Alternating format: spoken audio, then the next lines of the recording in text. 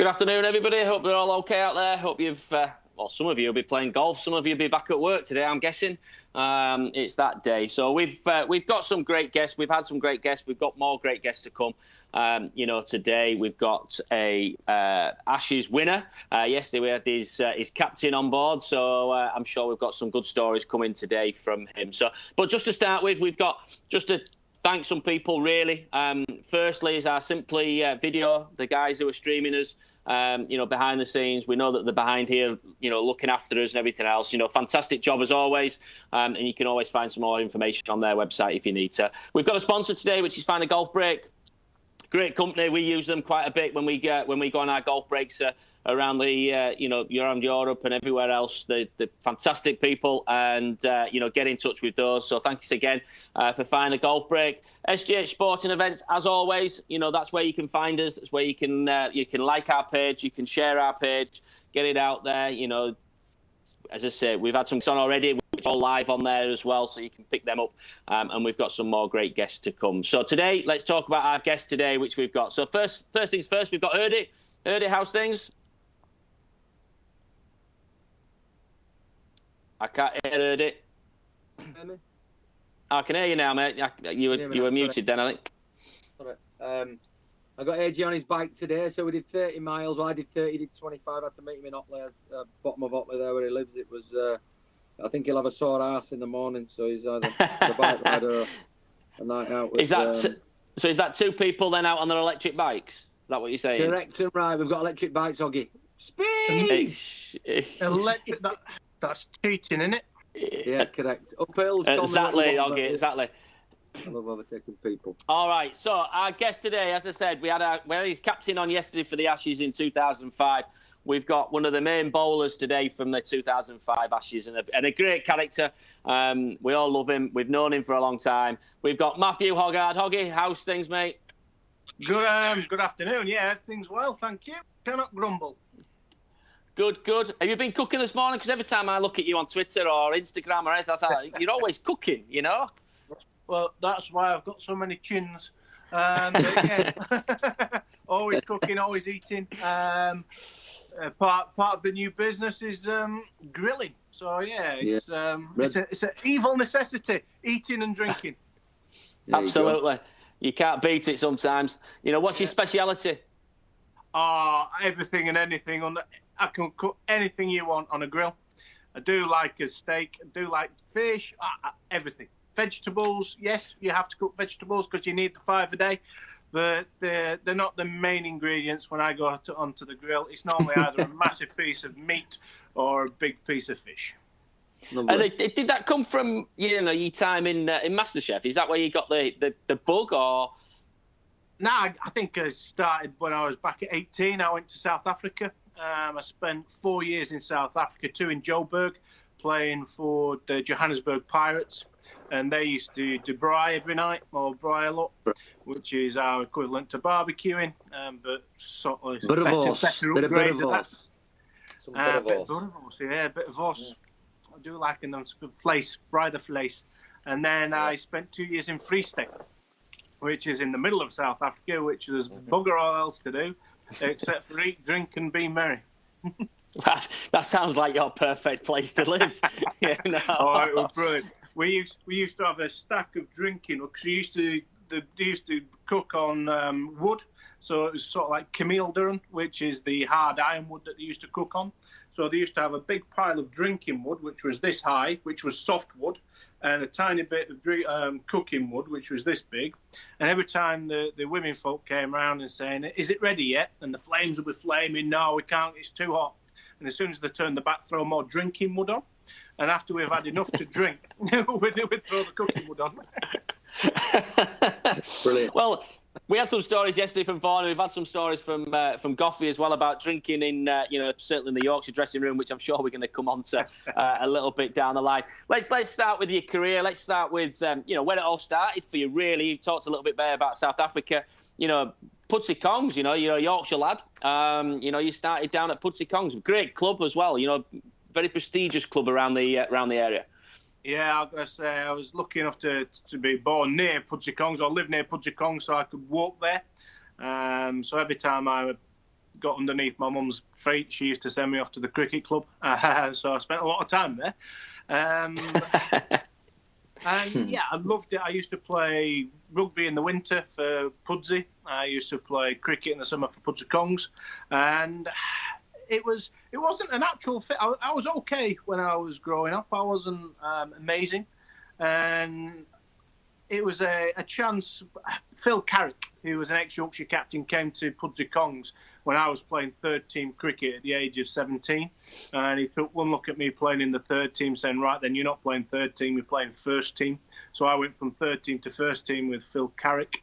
I then got sent to South Africa, to Johannesburg, where I spent a winter in Johannesburg, came back, and then that's when I started playing for Yorkshire. So it happened really, I was a much better rugby player than I was cricket up until maybe 17, 18. And then cricket, I went from being a 13 player at 18 to playing for England at 22. I was going to say, you made your debut at 19-year-old for Yorkshire. You know, what do you remember of that first, that first appearance for Yorkshire? I played, my first game was against South Africa A, and South Africa pops up quite a lot of times in my upbringing and my memories, so I've got a very fond place for there. We played at Headingley, and we played against the South African A touring team, and it was freezing on the first day. And I can remember there was a bowler called Brett Schultz, who was a left-arm seamer, who was just coming back from injury, and he'd been told that in the first innings he had to take it easy, and he wasn't allowed to put 100% through because he was just coming back, and we need to see how he reacted. And it was freezing. It was absolutely bolted, and he bowled sort of military medium pace, and our batters were smacking him all over him, and he just looked, and this guy is a massive, he's bigger than me, very bear-like, and he was just laughing at them, and they didn't understand why they were laughing when our batters were smacking him all over the park. And the second innings, I kid you, he bowled the speed of light, and our batters were absolutely crapping themselves. They were hard about it. It was quite amusing. And then my first wicket was a lad called Gerhardus Liedenberg, who again was their captain. First class wicket, Gerhardus Liedenberg, and then 3 years later I went to play for Free State, and the captain was Gerhardus Liedenberg, and I thought this is quite a nice link here. My first, and I got to the changing rooms, and there was a big set of windows, and there was a physio. There was a female physio. She had a dress on, and she was up on the bed. She was giving a massage to the player. And I nudged Gerhardus and said, "Have you seen that? We can see through the summer dress, and you could just see the silhouette." I said, "Have you seen that, Gerhard?" And they went, "Yeah, that's my wife." No way. So then I tried to tell him, "Yeah, you're my first class." And I just opened up the floor. I could have jumped in it, massive hole. So I got him out for my first class wicket. I was perving on his wife, and it was just all downhill. It all went downhill from that point onwards. Cuz, can I just ask a question? Yeah. I mean, in cricket, my local cricket team's Horsforth, and I go watch. We kind of get a lot of overseas players. Is it unusual for an English player to go to South Africa, Hoggy, to kind of go over and do it the other way around, or not? No, not at all. I think when the club scene, especially at the club scene, you'll see lots and lots of English people. It's quite unusual to see an English overseas playing for a county, or their equivalent. They're called provinces over there. So I played for Free State for 2 years. Yeah. And I say Gerhardus was my first captain. My first game, I walked into the changing rooms, and they said, "You can sit over in that corner over there." And I sat next to Alan Donald. Nice. The other players coming in were Hansi Cronje, who'd been on international duties, came in and played. There was Nicky Boye, who came in and came. I'm just looking around here. At that time, I was 20 years old. I'd only played half a season for Yorkshire. Yeah. And I'm looking around at these international players thinking, I'm supposed to be the overseas professional for this lot. I don't know if I'm even going to get in the team. Amazing. It must have been an amazing learning curve, though, when you're out there. When I played for 5 years out, 4.5 years, I lived kind of just outside Joburg. And I remember going there just thinking what an amazing place it is. And the people, they're quite hard people, and they're very Afrikaans where you were as well, I'm sure. But they're actually not bad people once you break them down, are they? Oh, they're awesome. The people I met are so welcoming. As you say, they can be quite difficult to get to know. But again, so Yorkshiremen. So I think we've got very similar characteristics. I think I fitted in fairly well. But it was a case of in Joburg, most people spoke English, but in a Free State, everybody spoke Afrikaans. Yeah. So you walked in here thinking, I don't understand a word of this. So it was a big learning curve. Have to learn a little bit of the language to get by as well. Do you play golf then as a kid or not over there? Sorry, cousin. Sorry? Not much. I played a few times. In South Africa. Not in South Africa. Played a few times with mainly with AD, with Alan Donald, at Free State. But it's a game that I've taken on later on. I used to play sort of like 2-3 times a year, right. And because you're a sportsman, because you play cricket, you can only play off 18 because you've got to be good at golf. I'm thinking, it's completely different. Exactly. And it's the most frustrating game in the world. Yeah, you've got a ball, you're allowed to tee it up. It is not swinging, it is not spinning, it's not coming in at you 100 miles an hour. You don't have to guess if it's full or if it's short. You don't have to see where the fielders are that you're going to get caught. You don't have to protect a little. Why is it so difficult? You start there and you're saying, hit me. And why is it so difficult? I'm sure when you're playing in the par 3 or Howard, you've arrived. And when you're playing in the Ryder Cup, I bet the ball feels like it's moving sometimes. Howard, I'm sure, when he said the ball ain't moving, but when you've got 30,000 people around that first tee, Howard, I'm sure the ball's moving, all your hands are, one or the other. The body. And good afternoon, guys. I hope you're well. I'm sorry to be a little bit late on joining you, but it was a late call. Yeah, of course. But yeah, Matthew, it's just the same. I think if you put yourself in my position or myself in your position, I've only faced. I was trying to think of it the other day. I've played with cricketers. I played with Ian Botham. I've played with Chris Cowdrey. Yeah. Played with Brian Close. So I've played with a variation of cricketers, and they all had one thing in common. They all had a very strong grip, 5-knuckle grip, if it's possible to have 5 knuckles, and tendency was the ball to go way right. Correct. But if it went on target, it went miles, and it was just harnessing the power and getting the thing down. But I've only ever faced one cricket ball.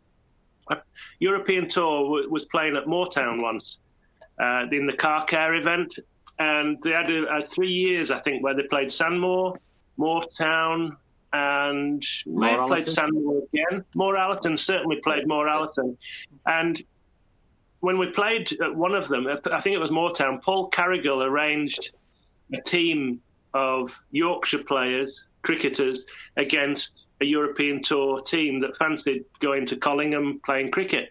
So we went down there and we all kind of had a nice picture and everything. And I was dreading it. I was absolutely dreading it. I thought, crikey, if somebody goes, like Matthew would come up and bowl a ball at 95 miles an hour, I'm history, because I have no idea where it's going to go.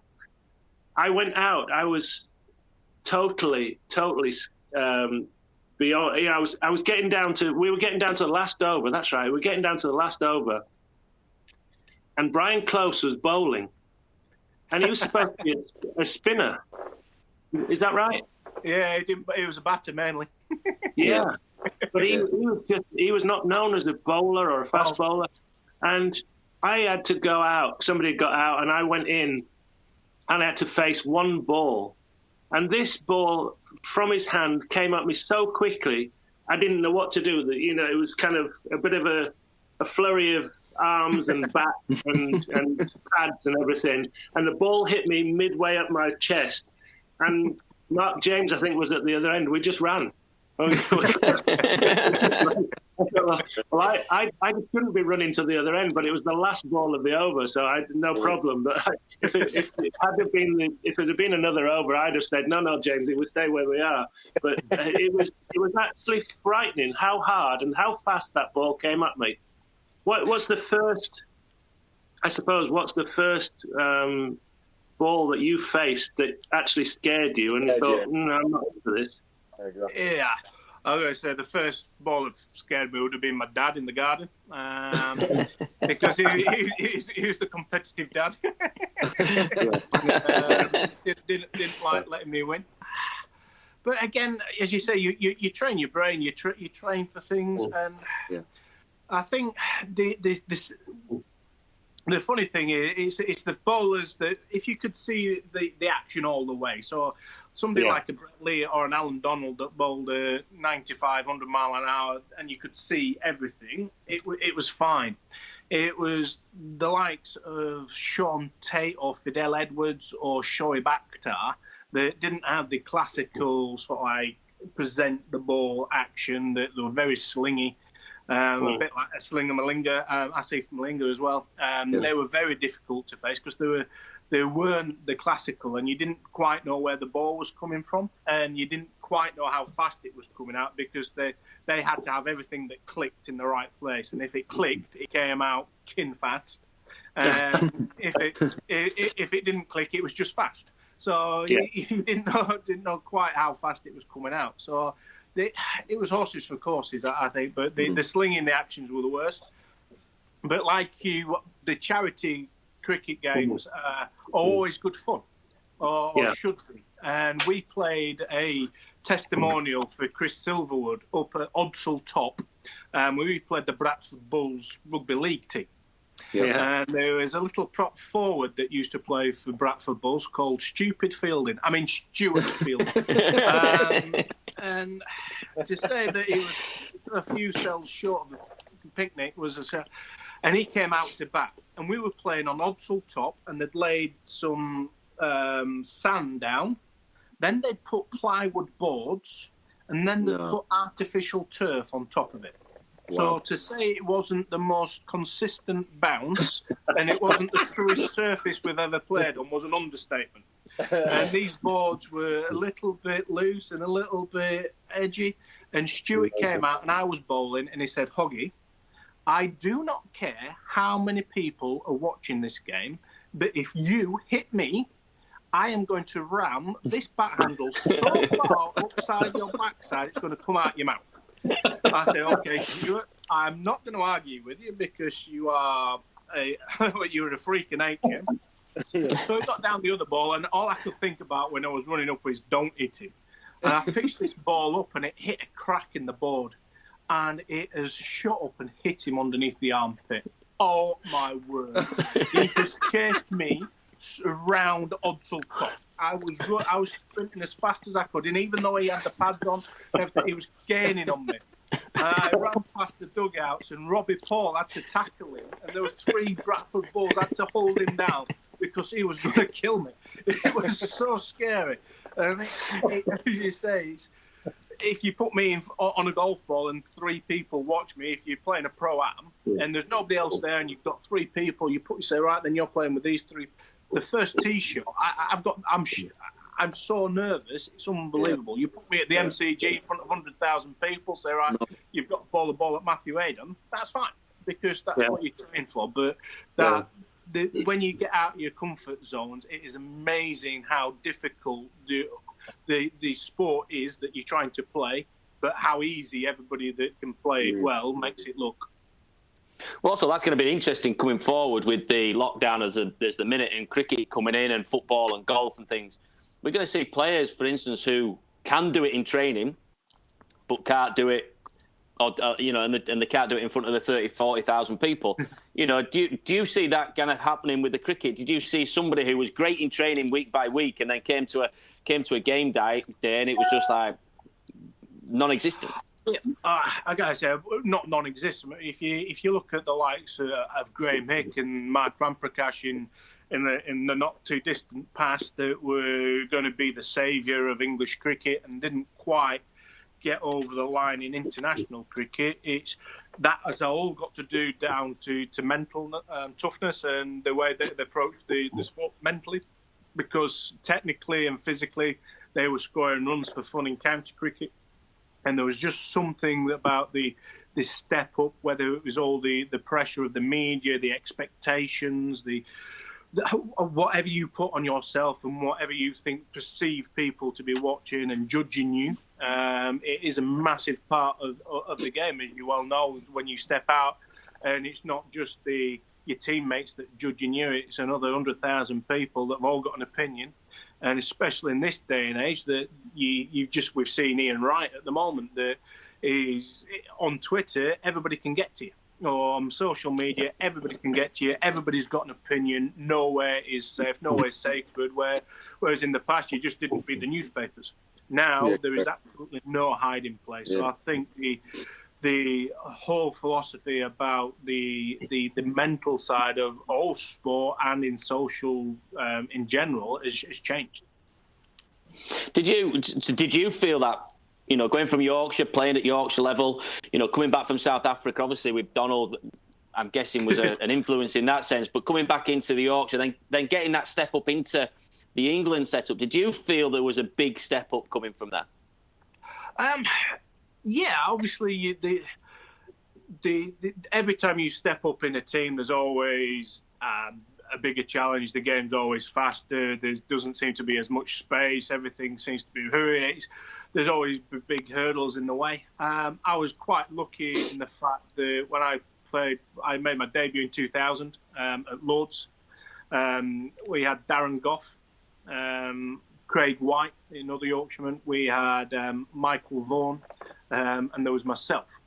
So there was 4 Yorkshiremen in the England team at the time. So it wasn't like I was making a debut with a load of other people that I didn't really know. I had 4 teammates that I'd played with for the last year, sort of thing, to help you through it. But it is a big change of scenery, and just if you go play a county cricket game at Headingley, you might get a couple of thousand. When you go play a game for England, there's tens of thousands. That's the biggest issue difference. Because when you're bowling, nobody's in charge of where that ball goes except for you, and the batter can't control where you put the ball. So when I'm coaching, when you're talking about it, that you're in charge of where the cricket ball, you're in charge of everything. The game can't go anywhere until you bowl. The umpires can't do anything. The batters can't do anything. You're in charge of where that ball goes. And as soon as you've let it go and you've performed your skill, you're not in control of what the batter does. So I could bowl my best ball in the world, and Ricky Ponting could track down the wicket and smack it straight back over my head for 6. Yeah. Doesn't mean to say I've performed badly. It's just he's bested me, and that's a skill that once you can sort of get your head around that and saying, I can control where I put the ball, and if that's not good enough, then I won't be picked. But if I can stay in that zone and make sure that I'm doing the best of my ability in that job, it's a lot easier way of staying in the zone to stay in where you should be. And that doesn't matter whether you're playing on a park at Horsforth, whether it's at Headingley or whether it's at Lords. Everything's it's still 22 yards long. It's still 3 bits of wood at the other end, and it's still a batter with a bit of willow in his hand trying to stop you. And on your debut itself, do you remember, who presented you with the cap? And also down at Lords, is that something which made it even more special? Yeah, obviously the home of cricket is Lords is the home of cricket. It stands the hairs on the back of your neck up at the best of times for any cricket lover. Even when the ground is empty, it's got a unique atmosphere. And yeah, I can remember they named the 12 the night before, so it was Wednesday. I was playing the West Indies. They named the 12 because they wasn't sure what the pitch was going to look like in the morning or what the weather was going to be doing. And they put Robert Croft and myself as 12th man. And they said, if it's bright sunshine, we're going to play the extra, or we're going to play spinner in Robert Croft. And if it's overcast, we'll play the seamer. So I've gone to bed thinking, right, I haven't got a clue whether I'm playing or not. I wake up in the morning, open the curtains thinking, please be raining, please be overcast. And you woke up and it was blue skies, but there was clouds about. And you're thinking, all right, so not. Well done, and you have a team meeting. You're on deck at 9 o'clock, at 9:30, and you normally get told the team. And it was 9:30. We're in the team huddle. There's a big spank of clouds coming over, so we're going to delay naming the team. We don't toss up until 10:30, so we'll delay naming the team. So I'm thinking, right, it's now 9:30. We've got an hour and a half before we start the game, and this hour and a half, well, it's sort of 10 o'clock now. We've got an hour before we need to know the day. Well, am I playing or not? Went up to Alex Stewart, who was the captain, and there was a big bank of clouds coming closer, and said, well, we're just going to give it another 15 minutes. I'm saying, what? So it was 20 past 10 when Alex Stewart run past me to go put his blazer on to go do the toss to tell me that I was playing. So I found out 10 minutes before the toss. David Graveney came out and very quickly gave me my cap and took a picture because we didn't have time to do anything else. So it was a very quick handover. And it was quite a rushed experience I didn't have that build-up and that anticipation for the 2 hours or the night before that you're playing to get your head around it. I got 10 minutes, which is a bonus, I think. I suppose it takes away the pressure a little bit instead of having that, you've got that hour to really think about going out and throwing the first ball down. Also, I think today as well, it's an anniversary today for you as well, isn't it? It's 200 wickets.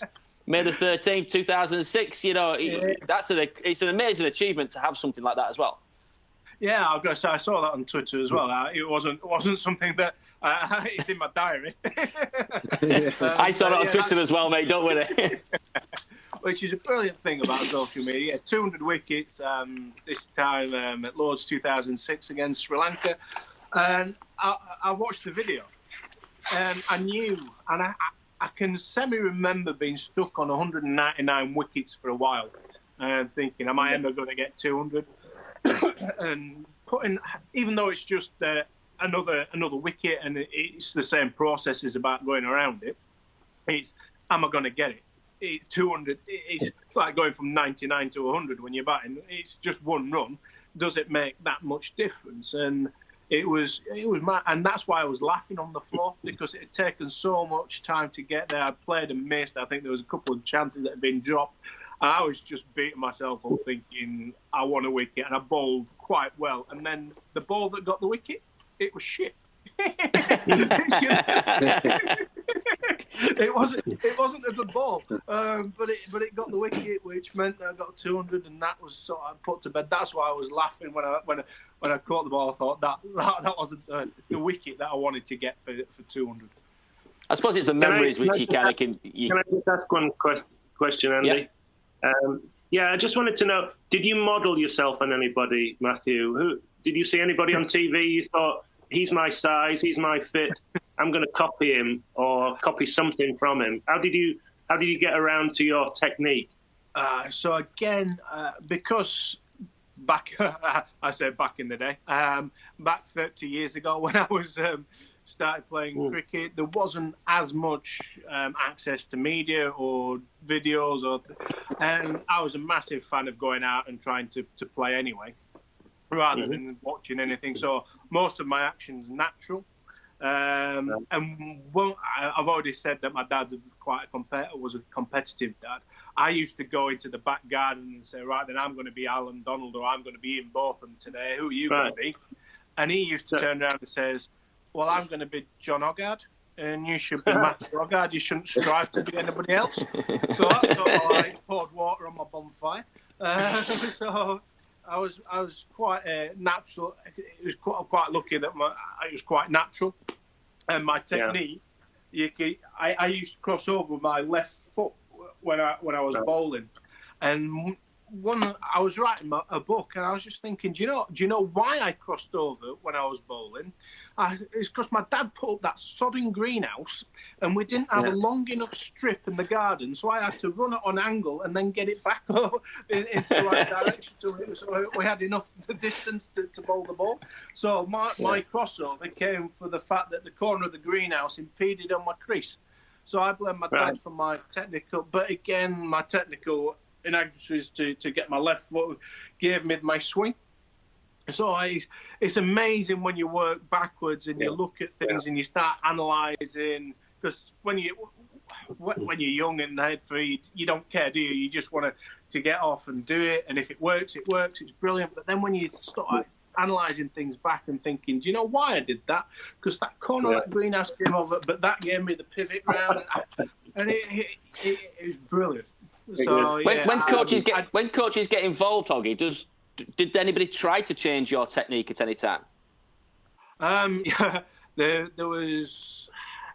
I was always aware that I crossed over, and I never wanted to stop crossing over. I just wanted to stop a little bit. But there was a time I went to England under 19s. So I went from Yorkshire to England under 19s, and there was I won't mention the coach's name, but he tried to change my accent. I came back to Yorkshire, and it was Steve Oldham. And Steve Oldham says, "What the freak is wrong with you? Why are you bowling powder puff?" I said, "Well, this is what I've been told." He said, "Well, forget what he's been told. He's been telling you. I've been working for you for 4 years. Go back." And there was only that little time where they tried to change my acting, and it didn't work. And I always went then back to Steve Oldham. And even in my early England days, I was always going back to Steve Oldham because he knew my action better than most.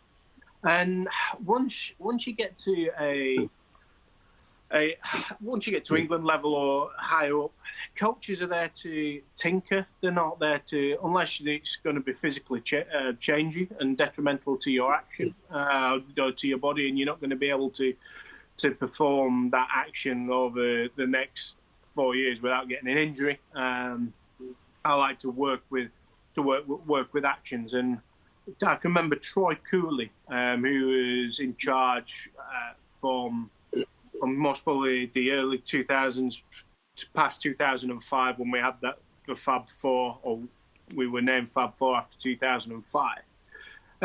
He was a brilliant coach, and when people say, "Well, what did he do?" I couldn't tell them. But you knew that you spent a lot of time with him, you used to talk to him, and because he'd done all the homework about your action on the computer behind your back, and when he spoke to you, it was just like you were chatting, and it was just chatting away, and you tried different things, and what he tried was working. He didn't have to do anything technically, really. He was just getting you to play about with it. So when people say, "What did you do?" you couldn't really tell them, but when you look back, you went, he tried to get me to do that because that made me stand up a bit tall, and you sort of, that was canny. When you go on all the coaching courses now, you hear the art of a good coach is coaching without coaching, and Troy Cooley had that in abundance. And you just mentioned there 2005. We've got to talk about it. We had Vaughan on yesterday. Talking about it. We're gonna speak to you because you had a big part to play in there. You say the Fab Four. In particular, you were in that Fab Four. With the lads, and obviously had a good party after. But what's your kind of from the start really of the 2005 Ashes? What do you think which caught the imagination of the country really? Because it did take the grips of the whole country. Yeah, I'm going to say, I think as the England cricket team in general, that our journey started at the beginning of 2004, where Michael Vaughan took over as captain. We had a nucleus of people that played the majority of 2004, and we'd gone unbeaten in 2004. But nobody cared because it wasn't Australia, the West Indies, Sri Lanka, and like. And then when you get Australia, the Ashes, we all know that the Ashes is the big media hype. Everybody starts talking about it. And the fact that Australia in the late 90s, early 2000s were the meme machine, weren't they? They were very, very dominant in the world of cricket. And we thought we had a fantastic chance of beating them because we were playing decent cricket ourselves. And because it was still on terrestrial TV, there wasn't any golf on, there wasn't any football on, there wasn't any big, there wasn't the Olympics, there wasn't anything to talk about except for Australia versus England with the Ashes. And the fact that we had a great series, it wasn't sort of like every game wasn't one-sided, that it was a clear victory for Australia or a clear victory for England. Everything ebbed and flowed really nicely, and the whole drama and the build-up around everything was amazing. And I don't know why it encapsulated the nation, but the fact that it was on terrestrial TV must help. The fact that there was no other sporting events, and I still get emails, I still get people saying thank you very much for 2005. You're the reason I started playing cricket. And you look at them and you're sort of like mid-20s and you're thinking, boy, how old am I? Absolutely. I've had that this week with the Youth Cup. It's 27 years ago today since we won the Youth Cup, and it's like, really? 27 years ago? I'm not that old, am I? How lucky. Cheers, mate. We've got to talk about the test at Edgbaston.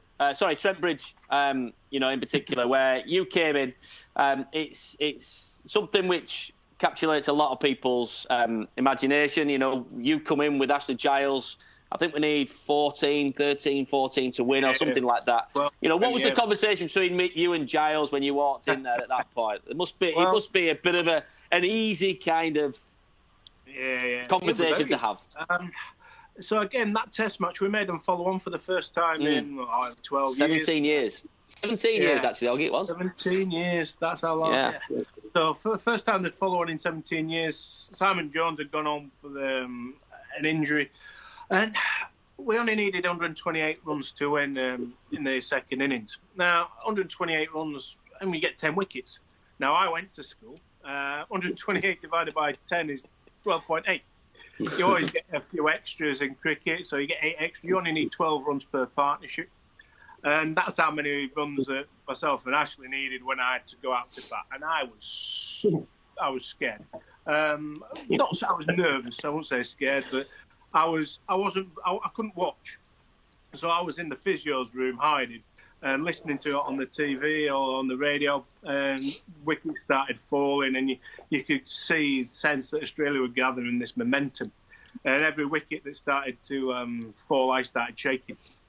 So by the time Garrett Jones tried to smack Shane Warne into Leicester, I could have punched him on the way off, but I was shaking, getting my gloves on, shaking, put my helmet on.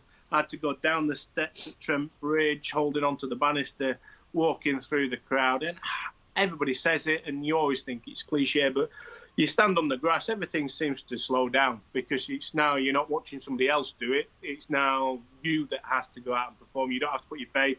It's now you. And I stood on the grass and I thought, do you know what? This is why you play sport. For moments like this.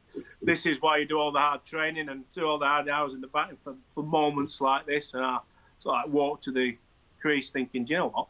12. Only 12. I can edge 12. And got to the middle feeling fairly confident. Only need 12. All right, Gilo. His answer was, no. I said, why not? He said, he's falling fast. And Shane Warne's turning 8 yards. So my nerves came back fairly quickly.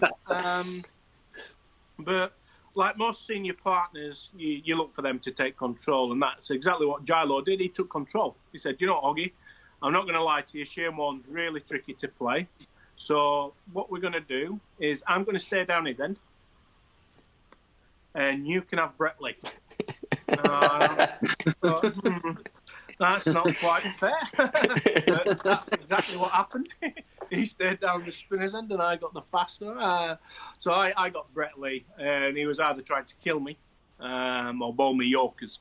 And thankfully, he got one of his Yorkers on, bowl me a full toss outside off stump, which I've absolutely leant into and plinked through the colours. And if it hadn't been for the 5,000 fans at Radcliffe Road, so I'm going, the ball would never have gone over the boundary. Michael Vaughan, that you had on yesterday, nearly fell off the balcony because he'd been playing cricket for me for 10 years. I hadn't seen me hit a cover drive once. But yeah, we managed to score the 12. I scored 8 not out. Actually, Giles, I can remember we needed 2 runs to win, and Gilo smacked a full toss straight into Simon Cattage at square leg. I'm thinking, no! And then the next ball, he clipped it to hand. The sense of relief going 2-1 up in the Ashes at Trent Bridge was amazing. And just to do it with Gilo, who was the 5th member of our bowling attack that doesn't get the plaudits that he deserved, and he batted so well. It was brilliant walking off with him to full house, thinking, do you know what, we're 2-1 up now. And it was amazing feeling walking off with 2-1 up, the crowd going wild in front of the Australians. And looking into it, you know, we obviously know what happens. You know, then we've got to talk to you because we know you like a night out, or you certainly used to like a night out.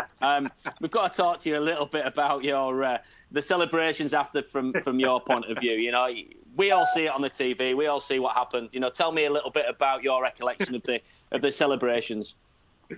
Yeah, that was quite scary. So obviously it was quite a high pressurised series, as you'd already alluded to. That encapsulated the nation, front pages, back pages, middle pages of all the newspapers.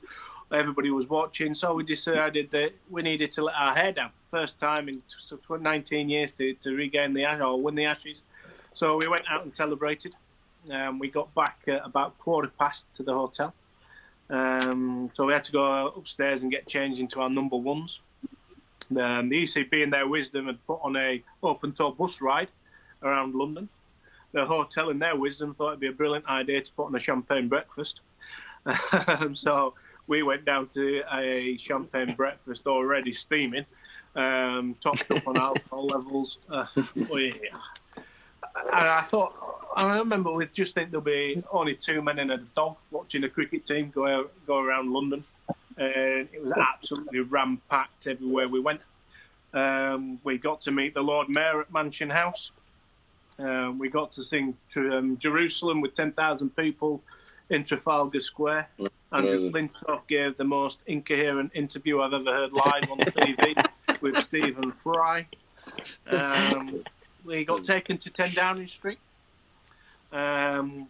Freddie played War Stories in a room with his feet against the desk.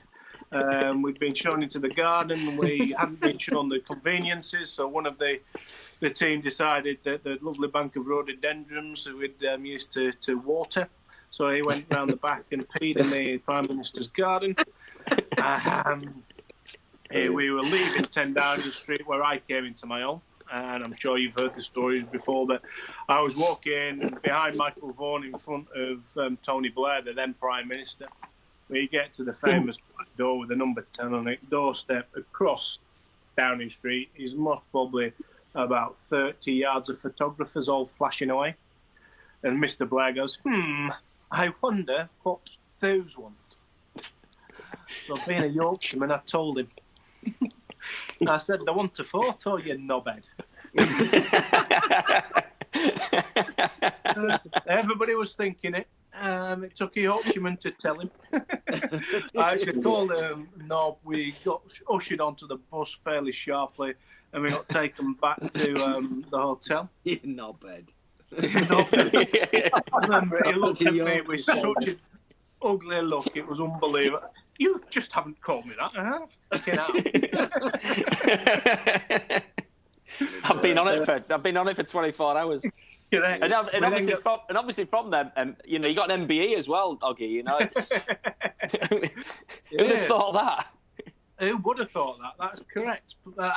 And again, for being lucky enough to play sport professionally, to be lucky enough to represent your country, is honour in itself. And to be honoured by an MBE by playing your sport, playing a game, it was just super. That was just another fantastic day out at Buckingham Palace, meeting the Queen, getting to dress up, and yeah, it was very special. You didn't call her a knobhead, did you? No. I'm sure. Ma'am. All right, ma'am. No. Brilliant. What I'm gonna do. Okay, we've got some more questions which are going to come in from Facebook and things. JJ's going to come in. Hurdy always does a quiz At the minute, Goffey's at the top, so we really need to get Goffey off the top. All right, so it's about where you're being brought up and so on. So I'm going to pass you over to Hurdy for a few questions. I know you've started in Yorkshire, you moved around, so I've got a few questions for you. The first question is: Leicester, the city, has two very famous brothers that are TV stars. One's an actor, or an actor and a filmmaker. And I'll give you a clue. The other one is, without doubt, for me, on a pecking order from the Queen down. He's probably number 3 or 4. He's not a royal, but he might as well be, and he's over 90. What is the family name? Wow. Okay, so they were born in Leicester. Two brothers. Two brothers. Yeah, one's a filmmaker and actor. The other is TV presenter of wildlife. Of wildlife, alrighty. Yeah. So David Attenborough. Yeah, and what's the other brother called? David and Michael. Not Michael. Yeah. You just asked to be the fair, Attenborough brothers is fine, but I'm just pushing you. The Attenborough brother is fine, and the other brother is called Richard.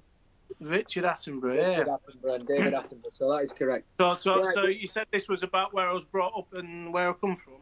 No, so we're ready now. We're the Leicester back Leicester. You played a bit of cricket down there, didn't you, Phil? Yeah. Right. Name 3 pubs in Headingley. 3 pubs? The Oak, the Taps and the Skyrack. Yeah, perfect. The other ones. And was it in that order which you did it with, with all the lads as well? Is that the order, was it? It depends which gate we went out in. You got the new Inn, the original Oak, the box. Yeah. Plenty, the Taps. There's plenty of... Right. The biggest barbecue ever in the Guinness Book of Records and become a world title. How many cooks did it have? A, 200, B, 250, or 300? C, 300. I'm going 300. The answer was 200. Only 200? Listen to this. 60 tons of wood, 16.5 tons of meat cooked in 14 hours. Wow. Yeah, between Argentina and Uruguay, it was a cook-off. That's unbelievable. I've got a video on my phone that is from South Africa. 1,227 chickens cooked on the same barbecue, all on a rotisserie. It stretched 2 lengths of rugby pitches. Brilliant. Wowzers. Right, next question. What golf course and private school is in Pudsey? Full Neck. Correct and right. Okay, one on cricket, and then we go to the same question I ask everyone. The top 5 wicket taken for England. We know the top is Anderson. Who's the other 4 behind him? Alrighty. Broad. Yep. Botham. Yep. Willis. Yep. Yeah.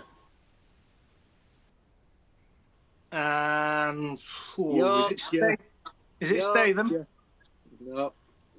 No. Fred Truman. Correct and right. Truman, correct. I don't know. How many did you have in yours? You must be top 10, aren't you, mate? Are you top 10? I finished 6th. I think Broad, Swan, and Anderson above me now, so 9th, I would say. 9th. Okay, cool. That's pretty. Interesting because the bit I did about you, a lot of the captains and people who played with you would put you against the toughest batsman because you got the main kind of top boys out, you know what I mean? You rolled really close to the wicket, and it was easy to get an LBW. Vaughan, he said quite often, you know what I mean? Was that kind of I bowled mainly at the top order when the ball swung. Yeah. And then when it didn't swing, I got flat wicket itis and said, right, I'm not bowling if it's not swinging. So most of my wickets are top order batsmen. Brilliant. Yeah. The last question I ask every person is 2012 Olympics, Magic Saturday, name the 3 track and field gold medalists. Not Scuba Luba. Go on. Come on, Magic Saturday. Who would you have got? There's one. There's Mo. Mo. Yep. Sheffield. Sheffield track and field girl, face of the Olympics. Ennis, Jess Ennis. Triple jumper, got similar mullet to yours, bit strawberry blonde.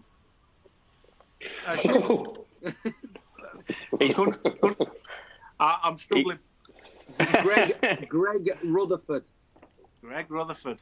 Yeah. AJ, there you go. Over to you, mate. Thanks. Okay, that was good fun. Well done with the booze. Hoggy, how you doing? Yeah, I'm all right, thanks. Good, mate, good. Hoggy, listen, we've got loads of questions coming in on social media. One, our superfan Dot, who actually happens to be Cousins' mum as well, but she's definitely a superfan, says, you've had some amazing people on with amazing backdrops. Where's your memorabilia, Hoggy? We had Goffey on with his 3 England caps that had sunk to the bottom of the frame. We had Will Carling on with his amazing bookcase, with his Viz annuals. Where's your memorabilia, Hoggy? Yeah, I think I've got 3 bits of memorabilia up in that. No, I tell a lie. I've got the Queen up 3 times the downstairs toilet. Good luck. So the Queen is above the throne. I have 2 pictures in my living room. One of Graham Smith on his flat on his face being given out LBW. One with myself and Andrew Flintoff. And I think the only other bit of memorabilia I might have up in my house is a signed, my 50th wicket. I was lucky enough to get Sachin Tendulkar out at Lord's. Brilliant. And I've got his signed shirt up in the dog room. But that's about the only memorabilia I have up. A memorable wicket in the dog room, brilliant. Yes. Talking of great batsmen, Henry says, which batsman are you always glad to see the back of? Any of them. the people. Again, it was always nice to see the back of people like Lara, and people Tendulkar, Ponting, Inzaman, Dravid, the Mahela, the Kumar, the list goes on. But yeah, Brian Lara to me is the guy that I would put as the best batsman. We're very close to being one of the best batsmen we bowled at. It's very difficult to separate the top order, but depending on what gear Brian Lara is, depending on where he tried to hit you in the park. Mm-hmm. That good? He was. He's the world record holder for a reason, and he held that twice for scoring the most runs. One of the games he was playing against me, so that doesn't count. When he scored his 400 in Antigua, it was quite a long 3 days when he scored 400. But Ashley Giles went down with sickness the day before the game, so he didn't play, and Gareth Batty was played instead of Ashley Giles. And then the day of the game, I went down with the same illness that Ashley Giles did, so I only bowled in the first session. So I only bowled 12 overs or 15 overs in the game, and Gareth Batty bowled my overs as well. So he still's not speaking to me in bats. He said Brian Lara scored 200, and half of them were off me.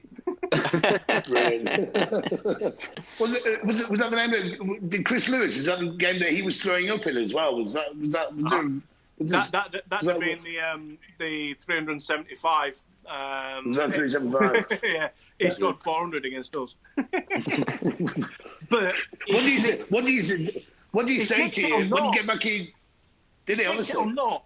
Steve Armisen caught behind, off not on not, and it was the series that we won 4-0. But he snicked it on not, went on to score 400. No, that's where we unbelievable. Yeah. Unbelievable. What do you say to you when you walk in the changing room after you've just chased leather for 3 days effectively? do you just sit there and think, or how do you pick yourself up? Yeah, to be fair, I was ill, so I didn't chase leather at all, so I was quite lucky. when you come off after sort of like 2 days or 3 days in the dirt, you're so tired that you just sit there and sort of, my body hurts. But you then have to go watch the batsmen go out, and inevitably the batsmen don't do too well because they've been out for 3 days, and the pitch is now doing all sorts, and you're thinking, what on earth are our batters doing? It's flat as a pancake, and you're 3 down before what's going on. Nothing to do with how badly you bowled. But the best comment I've heard to pick people up was in South Africa, and South Africa played Australia, and Australia scored 420 in a one-day game, and the ball went everywhere in the Joburg. It was disappearing. Now, that was the day before 300 was a norm. They scored 420 runs. South Africa got into the changing rooms, and it was absolutely dead. And Jack Callis got into the changing rooms, looked around, and just went, "Well done to the bowlers. I think they're 20 shy there." South Africa went out and beat Australia. So is that where Herschel smacked it everywhere? That's where Herschel smacked it. Yeah. And Andrew Hall hit the winning runs, but it was dead, and Herschel just went, "Yeah, I think they're 20 short there." I'm just going forward. Brilliant. Daz asks, was KP the most gifted batsman that you have ever played with? Yes. I think so. Yeah, he'd walk into any team in the world just purely on talent alone. The other things that he brought with him, maybe not, but on a pure talent and a match winner, he would be one of the first on the team sheet. Yeah, I mean, I remember watching. The commentators were just in awe, weren't they, when he was base batting and Brett Lee back. His first Test match, his debut was at Lord's in 2005. He tracked Glenn McGrath and smacked him straight back over his head into the pavilion. Now, nobody does that in a Test match, especially against Glenn McGrath, who's one of the leading bowlers of all time. And he's just, wow, have we seen what this young kid with the stupid hair is doing? So you've got to have a bit of confidence to come into a dressing room with that hairstyle, really, at the end of the day. Yeah, the blue skunk. Did you watch the interview, Hoggy? Did you watch the interview with him when he? Did you watch the interview? No. No. It was interesting because he was. Which cricketer was it who did the interview, AJ? Was it Nasser? Nasser, and he nailed him, to be fair. And he just said. And I've seen him at golf tournaments. I've chatted to him, and you can see he's got an aura of kind of arrogance, whatever he does. You know what I mean? And it's kind of, he really did upset the dressing room, didn't he? You know what I mean? It was like he really did fucking piss people off. It did. It divided dressing rooms. He upset most people, and again, nobody won. The whole situation between the players and KP and the ECB and the KP. Nobody won. Cricket didn't win. KP didn't win. The players didn't win. The ECB. The only people that lost were the spectators for denying seeing a fantastic talent, which was KP, play more years international cricket. Yeah.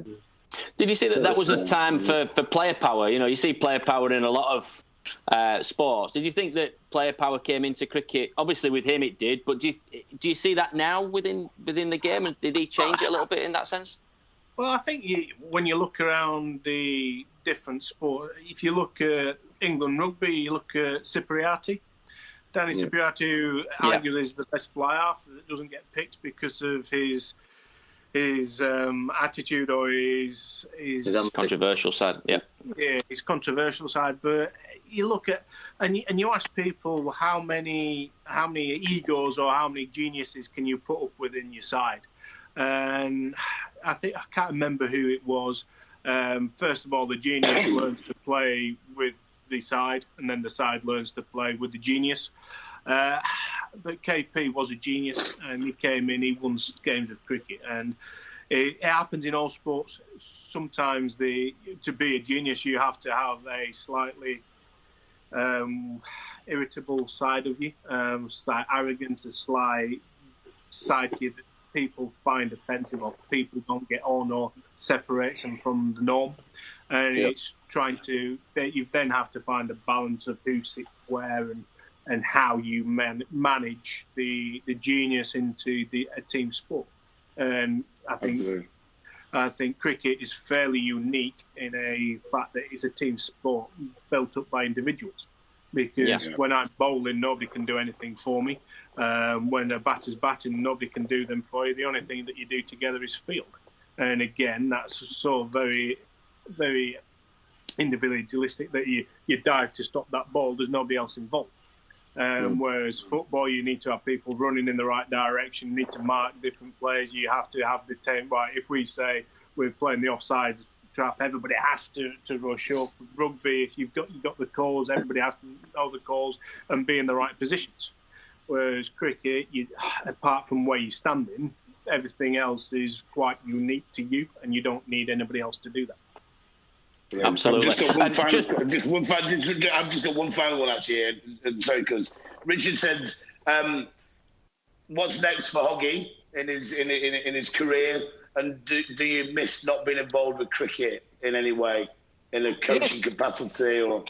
Yeah, so I coach at Loughborough University. You coach the girls, the women. At Loughborough Uni. I worked with the Kia Super League team, the Loughborough Lightning. I will be playing local cricket when we're allowed, because Ernie, who turns 13 in a week, is in a senior side now. I said, now I want to play as many games of cricket as I can with Ernie before he gets too good for me. I can't play in the same team as him because I'll embarrass him. But what's next? I am opening my own barbecue shop, my own barbecue school. We'll have a website up and running by the end of the week. We'll be teaching people how to cook on grills. We will be going out to festivals and demonstrating skills on grills and providing food, and a whole host of things around barbecues. Yeah, cool. Brilliant. I've got to say, Hoggy, what did the club say where Ernie plays for when Matthew Hoggard pitches up and goes, "Yeah, I'd like to sign for you"? I mean, signing. I'm involved in cricket. Signing lads is really difficult, but when the ninth best bowler all time of England rocks up, do they say, "Well, all right, well, we've got 50 quid a game"? What do they say to you? They say, we'll see if we can squeeze you in. We've got a full team next Saturday, but Saturday after we're missing one. It's great. Thanks, you're getting on a bit now. You're getting on a bit now. It's body's a little bit. Body doesn't recover as quick nowadays. You need that rest, don't you? And two questions we always ask, mate, at the end. Yeah, can you bring the sandwiches next week? Yeah, two questions we always ask, mate. Two questions we always ask. Everybody who comes on basically is, who would get you into the most trouble on a night out? Myself. Yeah, you go. I did know that answer. I knew that answer. Brilliant. And the other question we always ask people as well, Oggy, is, I'm going to stick with that because I know it's true. The other question, mate, I'm going to ask you is, what would be your ultimate four ball, dead or alive? Who will you just have a four ball with? Oh, wow, we will. Is this PC? Whatever you want. Don't have to be. No. We've had models, we've had golfers, we've had people. We've got a 6-time Ryder Cupper down there. Hoggy. I can come and caddy. Don't worry about that. I'll just come and caddy. He'll caddy. Yeah, my ultimate. Do they have to be real people? Oh, no. Whoever you want. What have you been cooking this morning? You can't mention your rubber doll. Okay, can't mention my rubber doll. But I could play with the likes of the Invisible Man or Superman. Yeah, there you go. Oh, yeah. I'd quite like to play with Superman to see what he does. I'd quite like to play with the Invisible Man because I'd quite like to see the ball shooting around everywhere. Put Brian Lawrence 400 to say, wouldn't it? Yeah, well, so I'd like to have one with Einstein as well, because I'm sure he'll have some really interesting theories that would tell me. Yeah, to be fair, Bobo, Arnold is one of the biggest drinkers in the world. He playing the par 3 this year. He playing the par 3 this year. Is the par 3 going to be on? Oh no, probably not. Actually, no. Well, no, it's still on. I think at the moment, but the $1 million question. I remember watching you hack it around the par 3 last year. It was impressive in your loudmouth trousers. In my loudmouth trousers, they were actually Royal and Awesome. Oh, well, they? Sorry. Yeah, Royal and Awesome trousers. Were you there when I hit the old bloke on the head? Oh, mate, how do you do that? It's at 80 yards. Yeah, correct. So, is it the 8th or the 7th that comes up the hill in front of the bandstand? To the water. Yeah. To the water. Oh, no, that's the 9th. That's the 9th. No. Yeah, no, the 9th in front of the water. There's one in front of the temporary stands that they put up. Yeah, that's right. And it's a long, thin green. Yeah, that's right. Yeah, I was playing that hole, and I thinned it, and it went past the green, hit from the back tee of box. the stand, was coming out of the stand when it hit the oldest gentleman you have ever seen in your life on the back of their head, which caused him to have a cut, and it started bleeding. He had every ailment under the sun on this, and he had 2 walking sticks. He had a handkerchief. We had to get him to the first aid. So we've done all this, which has taken 15 minutes, and my ball is sort of like 10 foot in front of the stands on all the flat grass that's walked down, and I have to play my shot. And I'm getting a load of shit from the crowd saying, why didn't you call? Look, I'm not this good at golf. And they said, oh, you professional? I said, I'm not a professional golf player. So I'm now having to play this ball with everybody watching. I'm thinking, oh, this is going to be so embarrassing. And I've played this flop shot. I've played this chip that is unbelievable and lands 2 foot away from the hole. And I've just told everybody that I'm not good at golf, and I've just thinned it back, and I've just played the best shot I've ever played in my life to land it next to the hole, and now they're thinking, oh, he did know, he's just a... That was the same... Yeah. That was the same year that guy hit the fence post. Oh, he was so close to the fence post that he hit it against the fence post, and it rebounded back onto the green. Yeah, so he did that. I hit a gentleman on the head. Go on, mate. Clarky, have you ever pole axed anybody on the course? Or are you just too accurate? Can't remember. I'm not owning up for anything. He's over 60. It was his caddy's fault. That's right. That's right. No. It was his caddy's fault. He got sacked straight after. Yeah, I do remember having to give a glove out, signed glove and everything out to somebody somewhere. But yeah, they're not great occasions, those, especially if there's any blood around. It's bad news if there's blood around. Wow. Yeah. Giving them a golf club, you should be handing your wallet to them. The golf ball's probably worth more money than your wallet, Clarky. Sorry, AJ. He comes in early for like 5 minutes. He takes over, you know. He's slagging everybody off. I'm going. No, okay. Thank you very much, mate, for coming on. We really do appreciate it. Cheers, mate. You know, absolute star as always. Some great stories, everything else. You know, good luck in the business side of it. You know, let us know when it's all up and running. I'm sure we see your cup of tea every day on the or a bottle of wine or whatever it is on your balcony every day as well coming through. So keep it up, pal. Great to see you. Thank you as always to Simply Videos who are behind us, who have helping with the streaming. Today. Thank you to our sponsor, which is Find a Golf Break. Again, fantastic company there, which we've used many a time to go on golf breaks ourselves with the lads. Thank you, Clarky, as always. Oggy, as always. I think he's going off to make some pizzas now because he was telling us. Thank you, Hurdy, as always. AJ, thank you. We're going to be talking tomorrow very much about tales of golf generally. So we've got it's a golfing Golfing one tomorrow. We've got David Lynn, we've got Howard on, we've got Hurd on, and it's Tales About Tour Life tomorrow. As always, you can find these on the SGH Sporting Events Facebook page. Have a look on there. There's loads of them on there now. We've been doing this for 4 or 5 weeks. It's been great fun. We've had on there again, Oggy again.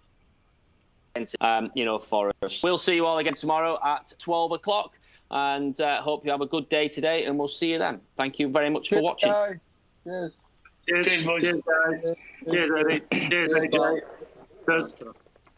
Speak to you tomorrow, or speak to you later. Legend. Cheers, Howard. Cheers, Howard. You're welcome. Is Oggy gone? He's frozen. He's frozen. That's fine.